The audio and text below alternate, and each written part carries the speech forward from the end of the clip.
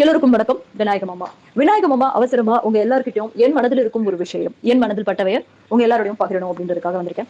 And விஷயம் என்ன அப்படின்னு கேட்டீங்கன்னா, இட்ஸ் ஆல் அபவுட் நம்ம அண்ணாமலை அண்ணா. அண்ணாமலை அண்ணா அப்படின்னாலே not just in Tamil Nadu, in all over the world. ஆக்சுவலா இந்தியா அப்படின்னாலே இந்தியா டாப் லீடர் லிஸ்ட்ல நம்ம அண்ணாமலை அண்ணாக்கு ஒரு தனி ஃபேன் ஃபாலோவர்ஸே இருக்காங்க ஆல் ஓவர் தி வேர்ல்டு.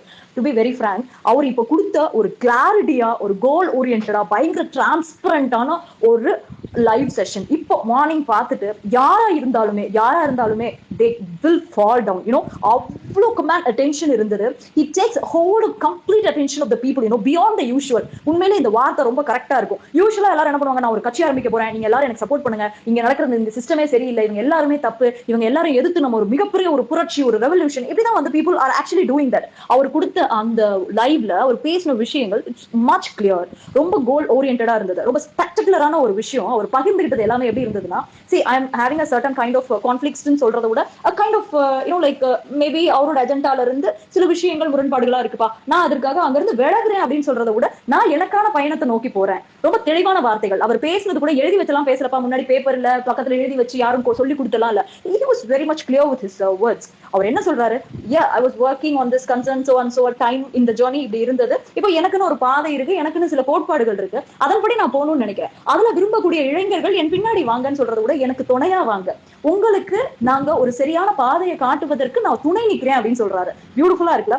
ஆக்சுவலா அவங்க வந்து வி த லீடர் அப்படின்னு சொல்லிட்டு ஒரு மொமெண்ட் ஸ்டார்ட் பண்ணிருக்காங்க. ரொம்ப குறுகிய டைம், அவங்க ஸ்டார்ட் பண்ண குறுகிய டைம்லயே பயங்கரமான மெம்பர்ஷிப், ஆரவாரமான ஒரு வரவேற்பு வந்து அவருக்கு இங்க கிடைச்சிருக்கு அப்படின்னு தான் சொல்லணும்.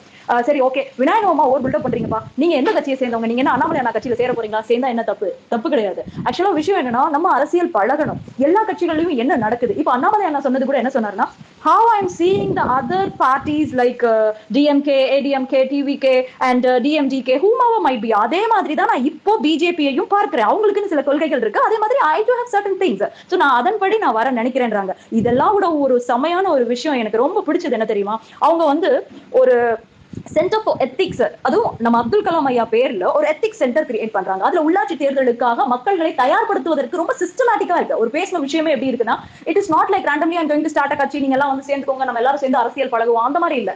we should learn the system and we should work on the politics, not just இது வந்து ஒரு சிஸ்டமா இருக்கணும். see everybody should learn politics, அதுதான் அவங்க சொல்றாங்க. yes I really got impressed. it is not that I'm going to against TVK, it's not like நான் பிற கட்சிகளுக்கு against அந்த மாதிரி கிடையாது. நான் எந்த தனிப்பட்ட கட்சியையும் சார்ந்தவள் அல்ல.